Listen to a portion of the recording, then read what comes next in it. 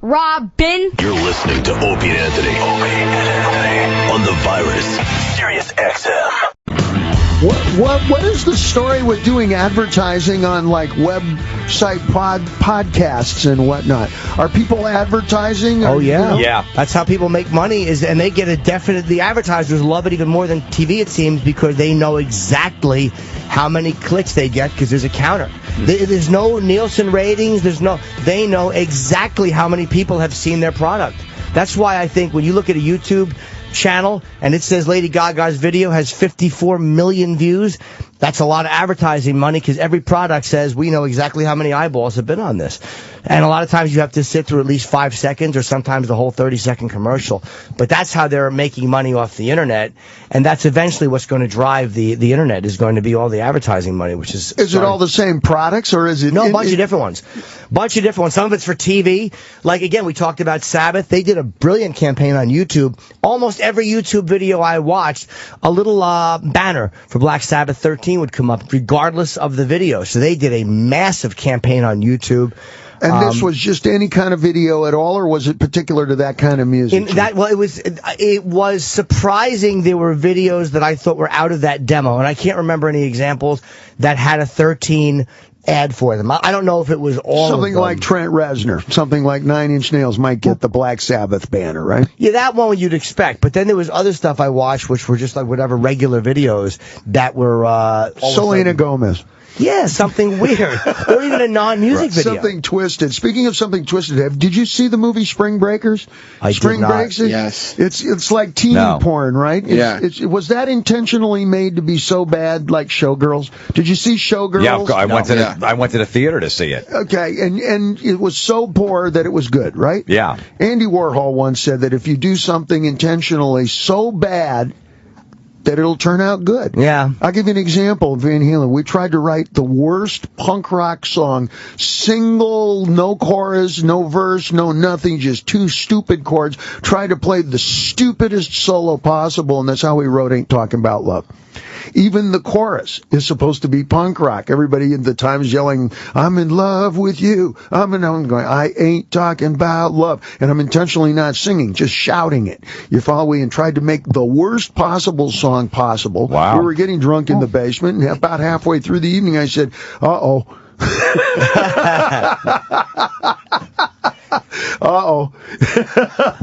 And it turned out really, really, positive like that. So, I gotta wonder, if there's stuff that's, so bad that it's good. Did you see Rock of Ages? No. Yes, I saw that. Okay, weigh in here. Talk to me. The movie? The movie version. Why are you holding your heart? Please share with us. What did you see? Rock of Ages was, I thought Spring Breakers was definitely awesome. Like, it was on that level of, it was just like, what am I watching? Like, this is nothing. And then it just became something.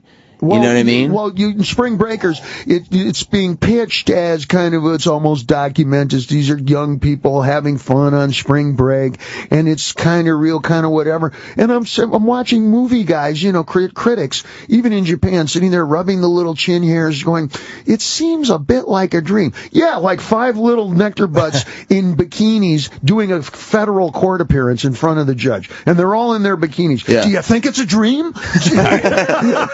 But it's almost like that was almost like a commentary on how awful that whole teenage girl thing that's happening is. Genre. Okay, but what about Rock of Ages? What was that a comment? I did a whole podcast on how bad it is. It was the worst movie I've ever seen in the history of movie making. Why? Well, please weigh in here. Why? Please share with me. Just horrendous. The story, there was no storyline whatsoever. It was all weak. They were singing. The dialogue was horrendous. Tom Cruise actually was okay in the film. Everyone blamed it on him. I mean, it was just... there was nothing redeeming about it whatsoever. Nothing. There was nothing to take away from it. But now I want to see it. Exactly. Now I want to see it, even though it's a hunk of shit and not ironically good. Right. I want to see it. It has an attractability to it now, like bad horror movies, where you see the spaceship hanging on the end of the clothesline or the string, and you feel smugly superior to it. I tell people, I said, if you want to go in, if you have to go in watching this movie knowing and making fun of it, because if you go in just to watch it, maybe it's not so bad, you're going to be really angry after 2 hours. You're going to hate whoever recommended abandon it. You're going to yell at your wife if she wanted to sit with you. It'll affect your relationship. It's that bad. But if you can go in mocking it, you're going to love it. Well, we were just talking about like cringy comedy, like the best comedy makes you cringe. Like you're watching this movie and you cringe the entire time. So if you're laughing at it the entire movie, it's very enjoyable. Exactly. You feel smugly superior Yes, to it. that's perfect. Like an Ed Wood movie. Yes. You know, where the effects are so piss poor and the acting is so bad that it becomes something that you look forward to, especially if you're watching it with other friends, you dig? And also, you get that element where it becomes something familiar, like an ugly face on a family member, like Rocky Horror Picture Show, where everybody knows exactly what's coming up. And I don't know, was Rocky Horror good or bad? I can't tell anymore. A toast, and everybody throws toast. Exactly. Yeah.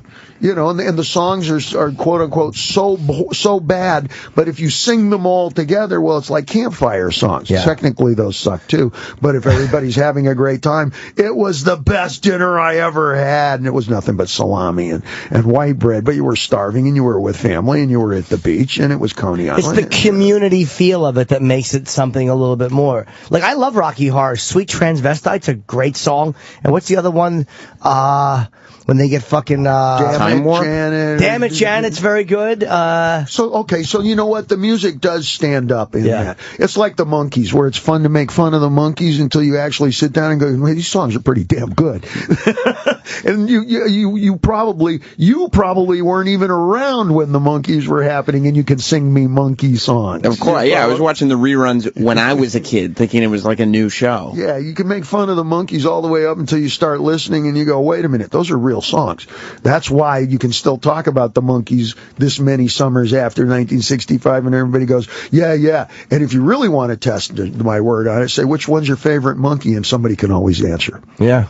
Well, Jim, let me tell you a quick scene in Rock of Ages, and you tell me if there's any redeeming quality at all. Catherine Zeta-Jones plays like a PMRC, typical woman. Rock and roll is infested the Sunset Strip, and it's all bad. Sure. Because, you know, that's devil music, and it's sex and all that stuff. So she's married to the governor or the mayor of Los Angeles, and he's really cheating on her. Anyway, so she gets a whole group of these women, these like soccer moms. They're across the street from the Roxy on the Sunset Strip with signs, and they're singing, "We built this city," and then all the rockers are on the other side of the street going, "We're not gonna take it," and then they cut back, "We built this city, we're not gonna take it." I don't believe you. That's so bad. You don't believe me?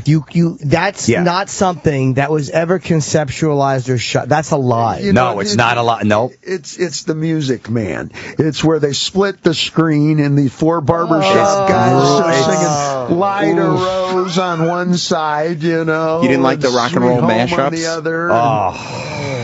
That sounds terrible. And then it sounds so bad that it's almost intentional, like Showgirls, where if you watch that carefully with a critic's eye, it's so bad it has to have been intentional so that you can say this is the worst, like an Ed Wood movie. If I said, guys, let's do an Ed Wood movie complete with bad acting, bad makeup, bad effects. Come on, Jim, we have to invent the flying saucers. What's the worst we can do?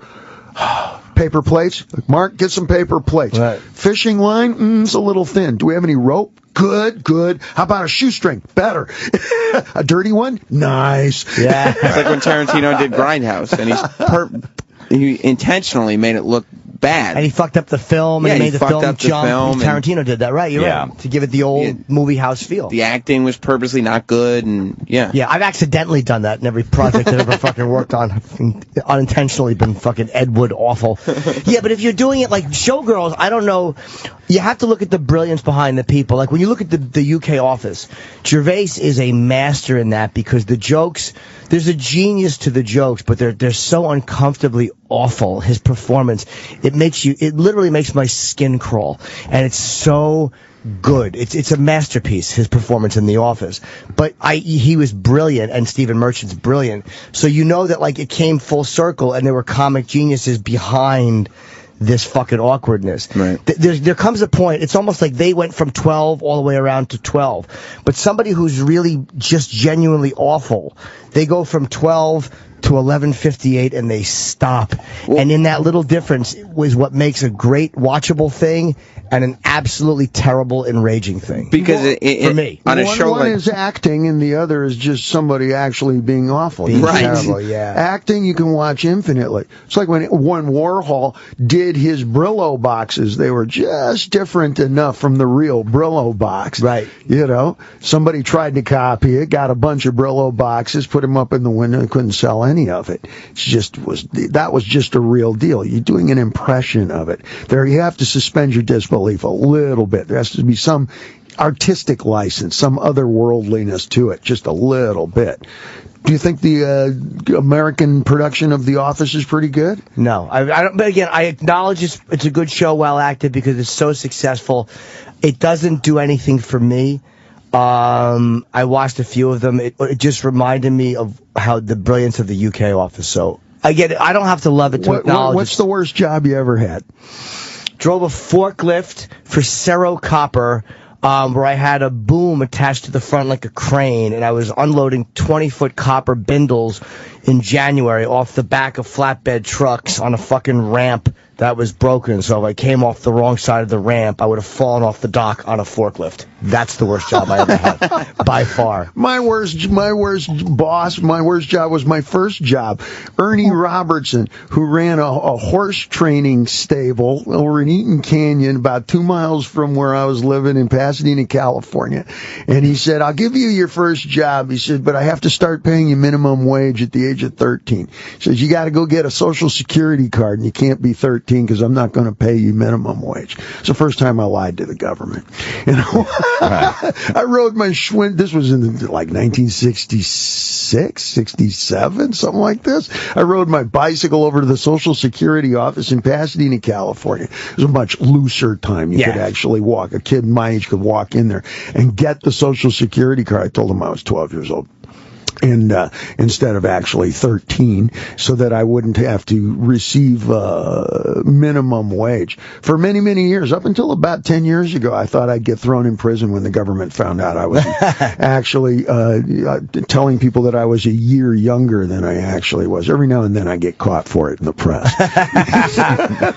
And then they would say, well, if you're going to lie, why are you only lying by 10 months? Yeah, what's the use? At least chop half a decade here, kid, you know. That is a funny thing to lie about, 10 months. But Ernie Robertson didn't want to pay me a minimum wage. I was shoveling shit in a stable there. Yeah, that's a lousy job. Yeah, but I did learn Spanish. You know, everybody that I was working with there, you know, was over the border surreptitiously. It was Spanish was the only thing spoken. Everybody was working there for $50 a week, whatnot. You know, so now you know I can bust a move pretty good in what is becoming the first language in the United States quickly. I was a telemarketer for 2 days and I quit because it was all these fat women sitting around, you know, doing a telemarketer. I was the only guy they hired, and I was sitting between them, and they were just sexually harassing me because they were like, "Oh, go get me some coffee. Oh, look at his ass. Oh, he's hot." And they were all weighed like 400 pounds. And by the second day, I was so uncomfortable, I walked out and left. You couldn't take it? I couldn't take it. I mean, yeah. You know, it was like 5 400-pounders just staring me down, undressing me, and I was very uncomfortable. I banged chicks that big, but it wasn't the right moment. You don't want to have to see them every day. Telemarketing what? Like a specific It was like those steaks, those frozen from Omaha. Yeah, Omaha steaks. That's what it was. Yeah. No, what are the odds 4 fat women are selling steaks? There you go. Imagine hearing that voice selling you steaks. Hello, are you hungry? Oh, yuck. No. Yeah, but whenever I would say that, all the fatties would look at me. Yeah, are you hungry? Yeah. They'd ruin my... I don't eat steak too much anymore, but what about barbecue? Where's the best barbecue in the city now? I don't eat much barbecue. You don't eat barbecue? There's a place around there like 20... Are you like a vegetarian No, or something? I eat meat. I'm saying this. I haven't been to a place specifically for barbecue. Like if I order chicken at home, I'll get barbecue sauce and dip it, but I haven't gone to a place specifically for barbecue. Usually what I eat is horrible, man. It's like a crocodile diet, just birds and foliage. All right. So when I splurge, I like to go out, there was a barbecue place on like 21st or something. There was it was called Rub, except first a car drove into it and destroyed the whole front of it. So then they fixed it. And then the hurricane came right after they fixed it and blew it out again. They didn't have any money to replace it, so it's gone now. But that was the best place around here. Rub was the name It of it? was, yeah. It was next to Gotham Comedy Club. Yeah. Oh, I know where that is. Sure. There's got to be another place, though. Oh, yeah, there's a dozen, barbecue places, and barbecue is not always the same. You got rub, you got mop, you got dry rub, there's a variety of different approaches here. I watch a lot of Food Channel, It was one of the few things in English in Japan. Now, are you a fancy food guy? Like, will you go out to fancy restaurants in New York? Do you like a real gentleman's meal once in a while, or? Like I say, I call it a crocodile diet. It's crocodile. I eat chicken, turkey, oatmeal, and whatever greens, and that's about it. And that's breakfast, lunch, and dinner. Yeah, no bread.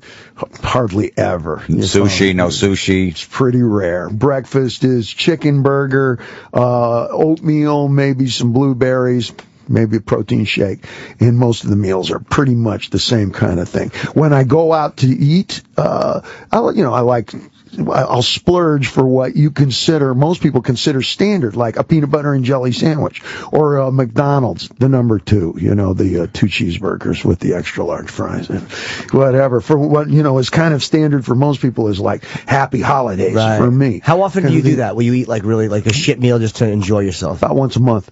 Okay. Yeah. Pizza. Yeah, you bet. All the good stuff. I was raised on all the good stuff. Are you kidding? Breakfast at the Roth family, when I was a little kid, was pancakes with extra syrup and extra butter, and then the orange juice came out of the frozen thing, where you scoop the frozen in there, but you put a lot less water than you're supposed to, so that the orange juice is sweeter, and then you put a lot of sugar in there as well, and you might have a piece of toast with some butter and some sugar on it, and Grandpa Abe died when he was, it was during my mother's birthday party when he was 62 years old. You imagine? No matter, Mom's a little wiggy. Yeah. You sang happy birthday and you're singing killed Grandpa. Yeah. Right. And then caffeine. Huh? Caffeine. Oh, yeah. That's... Do you eat anything before you work out in the morning? We did not build this city on rock and roll. We built it on caffeine. Do you eat anything before you work out in the morning? When I wake up, I do a protein shake. It's vegetarian style, kind of a rice-based thing. It's real super sport specific, because the lighter and tighter that I stay, then you'll never lose that high note.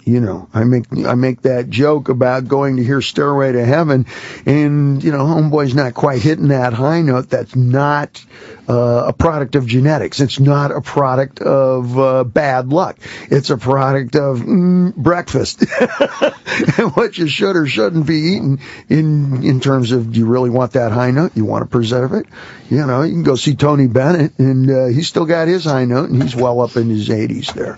So it's just mechanics. It seems like your singing has gotten better over the years from back in the early 80s. I've gotten a little more aware of, how to fine-tune my instrument. When you first start off, you depend on your teenage metabolism to keep you skinny and preserve the high note, I call it, or the high kick, or anything in between. And then if you're going to continue past the requisite 3.5 summer careers these days are what, 3.5 years long? If that, and if you don't have a last name like a Rihanna or a Beyonce. Does Lady Gaga have a last name? I guess Gaga is kind of technically, yeah. Technically, but those kids go even faster. You follow? It's just boom, here today, gone later today. And if you want to continue in the fight game long past, into your 30s and your 40s and whatnot, then it's a matter of, device. It's a matter of plotting and planning and scheming a little bit. Too much? Come on, all work, no play makes for, that's not real either. We know actors who come out of, for example, Los Angeles. Here in New York, they call it L.A. tight. doesn't look real. Too much time in the gym, too much perfect diet, too much time in the suntan booth, too much time doing yoga, too much time vocal lessons, too much time. Do you follow what I'm saying? Absolutely. It's overworked, man. You crushed it up too much. It's all going to fall out the other end. And perfection. And nobody wants perfection. A little flaw or a sign of humanity or a sign of age or a sign of a voice crack, I love.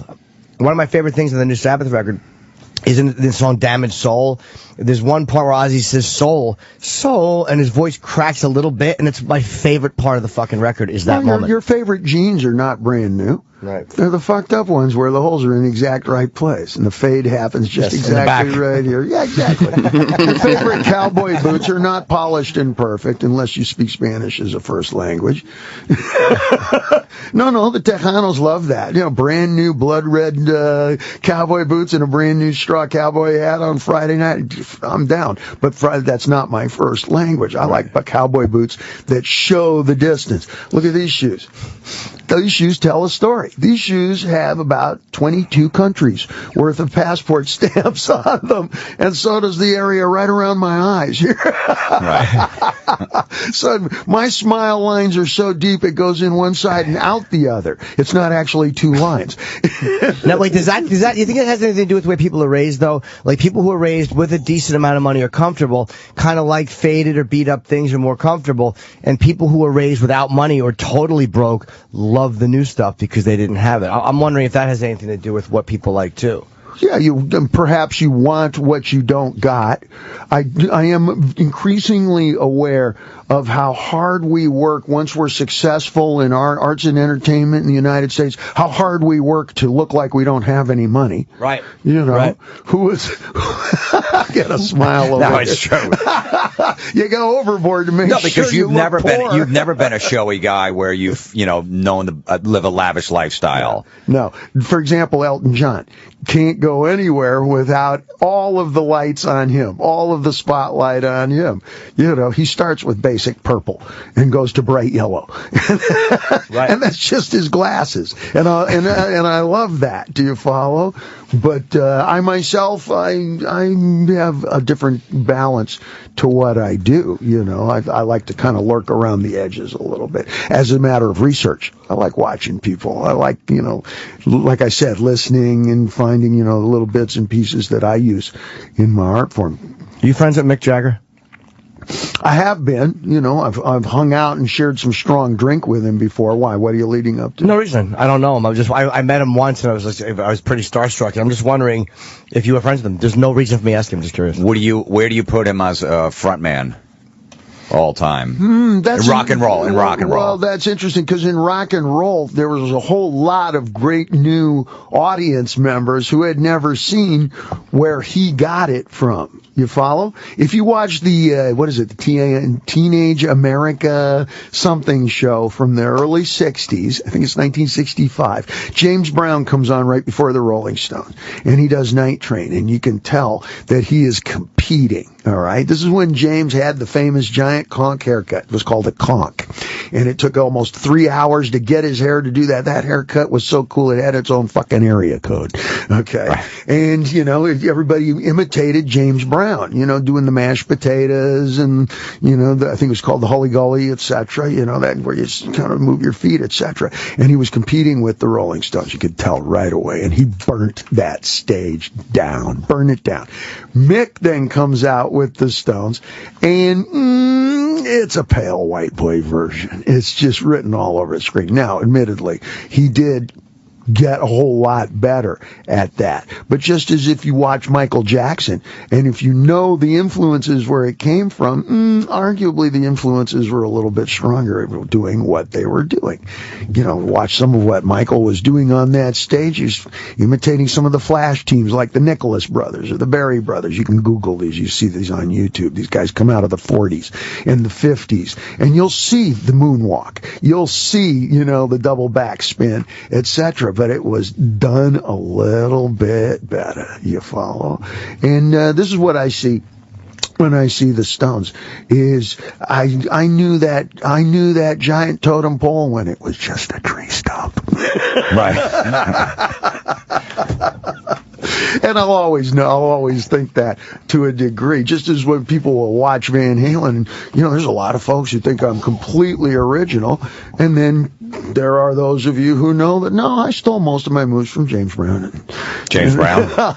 Singing wise is probably closer to who sang Mustang Sally, who sang Soul Growlers, closer to Otis Redding, and Sam and Dave, acts like this. So if you knew the stone before it was made into the statue first, you'll never quite get that out of your mind. You were the first one to jump off the drum riser, though, and do a split.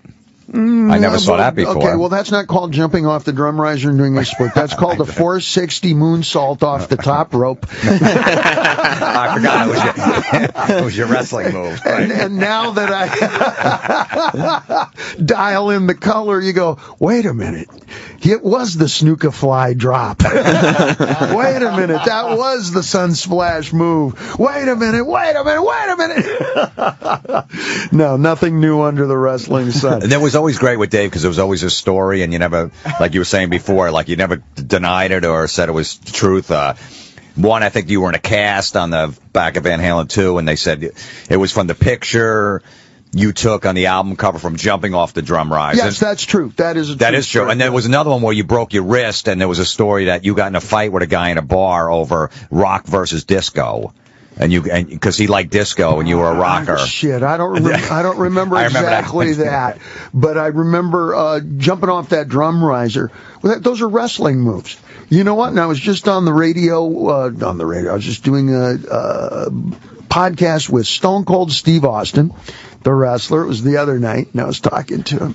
And he says, man, Dave, he says, I always wanted to be a rock and roller. He says, most of these wrestlers wanted to be rock and rollers, be in a band of some kind. He says, that's not even a real coincidence because most rock and rollers see themselves as fierce warriors at some point in our brief but colorful tenure. Either we're wrestlers or boxers or, I personally am Spider-Man. It's, delicate house blend. And I started appropriating from that early on. When I saw Muhammad Ali appropriating some of the persona, I figured I can appropriate some of those moves. Right now, imitate Spider-Man in your imagination. You crouch down and you get your fingers all apart, right? Like you're going to get them with the palms of your hands, right? And you kind of make your eyes disappear. Well, there's your new album cover shot. You follow? Right. And then there's the Joker. Anytime I'm doing anything, with the mic stand or a cane that looks remotely like a cane, like the top piece of the mic stand or whatever, there's a way to kind of cock the head. It's almost like you're going to tap dance, but you never really do. It gets kind of a menacing look to it. You never complete the move, which is unsettling. Right. You look like you got a thought. No, I'm listening. I'm listening. No, it's funny because there's I'm sure you know the band Steel Panther. I know of them, sure. The singer is, they basically, do 80s stuff or whatever, but the singer is totally, I think he was in a Van Halen tribute band back in the day, Atomic Punks. He was a singer, but the new generation of kids love this band. They play like 80s hard rock. And he's total David Lee Roth on stage. And he does every move, wears the same outfits, and people love it. Does the kicks, does everything, and it's just really cool to see. And just a new generation go, wow, that's real. I've never seen that before. If they didn't know they didn't see Van Halen back in the day. Well, this solicits a whole nother conversation here. Let's start off with Journey, the current arrangement of the band right. Journey. And we have our friend who is singing there. I think his name's Arnell. Arnell, yeah. And Arnell is making a living sounding exactly like somebody else. Okay? That being said, it begs the question of, are rock bands like a Broadway play, like West Side Story, where you can change the people over the years and the play remains every bit as good, if not better? of course, when you go see the modern version of West Side Story on Broadway today, nobody is trying to sound exactly like the original cast. I can't even remember who was in the original cast. I don't even think I was alive for the original cast of that. You follow? But maybe rock bands are to some degree. Want to weigh in here? What do you think? What's your answer to this question? I'm thinking of something. I just got a text from Chris Jericho talking about wrestlers, and he's just saying this interview is the best. He was probably calling in. What do you mean? Okay, we don't have a phone screener. Why don't we have a phone screener? I don't know. There's been a phone screener all day, but he was on the hotline. Okay, the intern was out doing runs, and then I asked other people to come, and nobody wants to come do the phones. Who didn't want to come do the fucking job that we need done? Well, wait, we'll just talk about wrestling instead of Arnel Pineda, because it's a more interesting Well, Chris has got a subject. great band. Chris got a great metal band called Fozzy. Yeah. Fozzy? Yeah. Is that a play on words? Yeah, it's kind of like it was originally, but now they're it's a serious actually band, and they're really good band. Yeah. Because I just saw this coffee company last night on television, Javalia Coffee Company. And I thought, it's a combination of the word vagina and genitalia, right? Vagilia or whatever. And if you just reverse it, Javalia, no? No. You want to know why wrestling's the most popular thing going? It's because it's the only sport that everybody understands. It's just like swearing is the only language that we all understand. We touched on this subject earlier here. Yeah. You know, contact sports, the rules are the same. There's a winner and a clearly defined loser is usually the guy laying on his back. And you can even understand the stories wherever you are. You can figure out who the bad guy is, who the good guy now that I've is. explained some of my roots now into the rock and roll. Think back to some of the clothes I used to wear. It's all wrestling stuff. Yeah. Right. The knee pads, and you wear it, it's from the knee pads down. To me, it was Comanche Indian. I don't know. It's wrestling. Come on. With the pants with the side pieces, it was black on the sides with the little stripes, and it kind of looks like ski pads. It's nothing but classic wrestling. Half of the moves were nothing but classic wrestling. The only thing I didn't do was land on somebody, which occasionally would happen after the show. Well, that's not true, Dave, because there was I never saw a wrestler wear assless chaps. Well, actually, you've seen something close to it, because I got that from Road Warrior. Road Warrior Part 2, okay? Remember the Ayatollah of rock and roll, and the guys with the big mohawks, etc., all wore pants like that. And I sat through that movie twice in a rainy Monday night in Pasadena, California at the United Artists Theater, when there were still movie theaters, and I watched that goddamn thing through twice and thought, why isn't anybody doing this? I get it. American Indian biker bondage thing. This is so clearly evident. What wrestlers did you like coming up? Well, I imitated everybody. Yeah. If they had a colorful move, Bobo Brazil, the coconut butter was very popular. That's your first step moving away from the Three Stooges, Jimmy Snuka, of course, oh, sure. He was, that was important for aerial tricks, and then there were 3 or 4 different guys who were doing the moonsault. It's hard to pin that one on who invented that. There's a Japanese fella and a couple of other fellas who are doing that. Also, the idea of looking like terrifying bikers. In the 1960s, you had movies where, there was always Bruce Stern played the bad guy, okay, and you had Peter Fonda playing the good guy, Wild Angels, Nancy Sinatra was always the biker chick, and this kind of a thing. And what would happen is the bike gang would take over something. Either they'd storm a shopping mall and take over the shopping mall, or they'd storm a little town and take over the town, or they'd take over the bar and grill in the Rexall, and they'd destroy everything. And if they destroyed the shopping mall area, they'd wear everything that they stole and broke, right? So they'd wear Christmas decorations and women's feather boas and big stupid sunglasses from the costume department, so they'd look psychotic, fucked up, and terrifying, right? And so when I started seeing characters like Hulk Hogan and Jesse Ventura and stuff, huge, big, muscular dudes with feather boas and psychotic glasses, they look like bikers to me. You follow? They look like the Hells Hell's Angel movies of, hey, we got drunk and we broke into this place and we found all these Hanukkah decorations. I'm a fucking rabbi.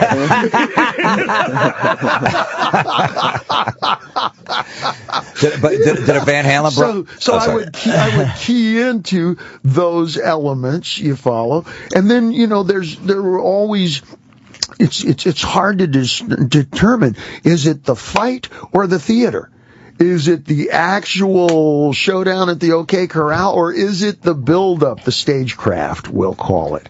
I don't know. It's that old thing of, is it the peanut butter or the chocolate that makes it a Reese peanut butter cup? Did you borrow? Careful of your answer. Did you borrow anything on stage from Bob Backlund? Ooh, he was boring back then. Yeah, Jim loves Bob Backlund. That doesn't sound like a name that No, really... he was a champ for like 3 years and nobody even knew he was just a crybaby. And he walked on his knees. The knee walk was a Yeah. big one. That's a big one in rock and roll, is the knee walk. Is it? Yes, it is. It certainly is. The knee walk? What is the knee walk? Well, it's the legendary knee walk. I forget how he would do it. I was a boy. Well, he would start walking on his feet, but then he would drop to his knees as he walked. So he'd come up and he'd go foot, knee, up, foot, That's knee, right. up. That's right. It would really wait show a his minute. athleticism. Short red hair. That's Sensible haircut. Yes, sensible dude. They have that in Japanese. It's called knee walking, and you get ultra low, right? And it's like you're on your tiptoes and your Yes. knees and so forth. Yeah, I think it was called taisho or something like that. It's called knee walking. Yeah, Jimmy used to like Bob Backlund doing that. It's the way that you walk across the mat without being taller than the teacher. Especially if the teacher's already kneeling in place, you can't have your head above his head. It's unforgiving training over there. I just finished a year of that shit. And when you move across that mat, you don't want your head to be above the teacher's, even if he's kneeling in place at the head of the class, or you're going to end up sweeping up that whole fucking place and cleaning out the bathroom and all the rest. I guess the option would be to wait until the teacher gets off the mat. Yeah. Or until he has to go to the bathroom and stands up. Yeah. We got to. Hey, Dave, real quick, I just wanted to ask you, what did the Van Halen, the rest of the band, ever go, what the fuck are you wearing when you would come in with those outrageous costumes? Say that as we even speak. Oh no, the most recent conversation. Now it's done with a lot of laughter and a lot of mutual surprise and support and a lot of mutual making fun of. We understand the nature of sarcastic comedy. We are not Japanese, you follow. And they were discussing high top tennis shoes. And they were standing in, the wives and some of the guys from the band were staying there, some of the gals from Wardrobe. And one of the gals was saying, yeah, I'm just a jeans and sneakers kind of gal. Like, just, take it easy, comfort or whatever. And one of the Wardrobe ladies says to me, what about you, Dave? Do you wear sneakers? Are you a sneakers kind of guy? I said, well, just for me. Sneakers, when you see them on me, it says, I just want to be part of the circle that leisure, ease, comfort, and recreation are really high on my list. And the fact is, those things aren't on my fucking list at all. I never wear sneakers.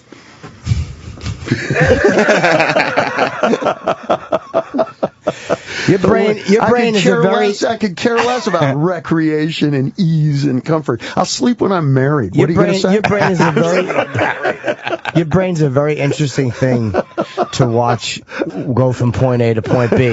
It's a fun journey just to watch. In wrestling, it's called coast to coast. I just went coast to coast conceptually here. Dave, you still got the podcast going? And we're almost at 6 million close friends and family now. DavidLeeRoth.com, The Roth Show.com. We're on iTunes. I saw the great YouTube, video you guys did where you go into you're playing like the mobster and the whole thing. That was really cool. You had a little movie you did. Tokyo Story is actually a scene from a movie, and we're in negotiations with a Japanese film production company right now about making that movie. It's called Dragon Moon, and there's a whole picture. There's a whole movie that goes along with that. Tell him, Fred. The Virus. Sirius XM. This is the Opie and Anthony Show.